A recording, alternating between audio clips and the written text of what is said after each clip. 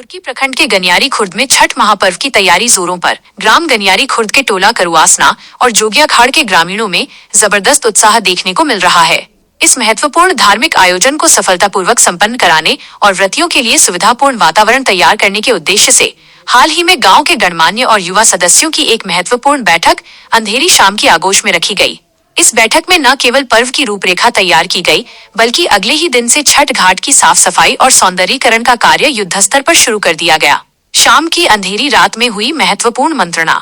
गनियारी खुर्द के करुआसना और जोगियाखाड़ के बीच स्थित छठ घाट पर शाम ढलने के बाद एक महत्वपूर्ण बैठक आयोजित की गई। इस बैठक का मुख्य उद्देश्य आगामी छठ महापर्व के दौरान घाट पर व्यवस्था, सुरक्षा, स्वच्छता और व्रतियों की सहूलियत सुनिश्चित करना था। ग्रामीणों ने सर्वसम्मति से आयोजन समिति का गठन किया, जिसमें अनुभवी और युवा नेतृत्व को समान रूप से स्थान दिया गया।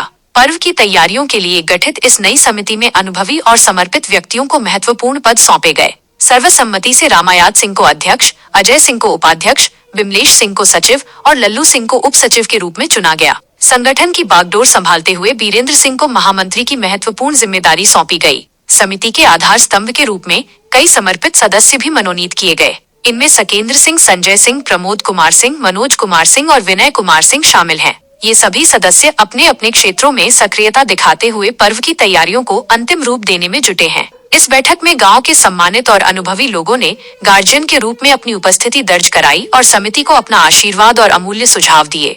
गार्जियन के तौर पर देवशरण सिंह, रामलाल सिंह, राजेश्वर सिंह और ललन सिंह ने अपनी उपस्थिति दर्ज कराई। इन सभी अनुभवी व्यक्तियों ने युवा टीम को पर्व की पवित्रता और सुरक्षा बनाए रखने के लिए महत्वपूर्ण दिशा निर्देश दिए। इन प्रमुख पदाधिकारियों के अलावा गांव के कई अन्य सदस्य भी बैठक में उपस्थित थे, जिन्होंने अपने विचार और सहयोग की भावना व्यक्त की।